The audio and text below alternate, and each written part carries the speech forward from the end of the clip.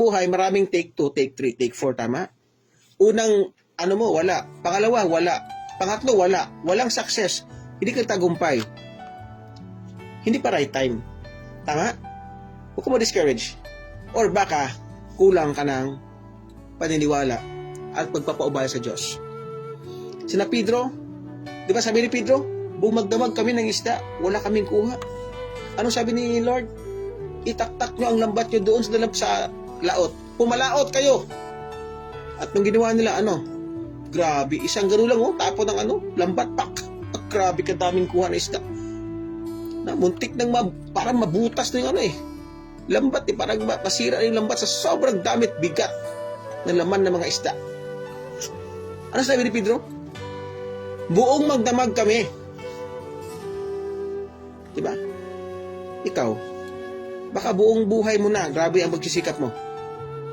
Buong buhay mo na, buong lakas mo na, inigugol mo, walang nangyari.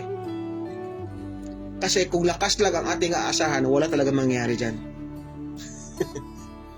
Si Pedro, isang expert, isang fisherman yan. Mangingisda po siya. Expert siya. Ang dami niya mga tips kung paano makakuha ng maraming isda. Hindi lahat ng pagkakataon ng ating sariling diskarte ay uubra kung hindi i-allow ng Diyos yan.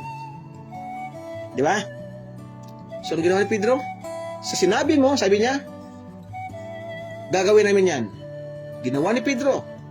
Ang lambat, tinaktak doon sa laot. Bakit tinaktak? Na Pedro naman hindi. Siguro maraming dumi. Or, talagang walang problema sa lambat. Doon sa pagpapaubaya. Doon sa paniniwala. Ganun lang siya.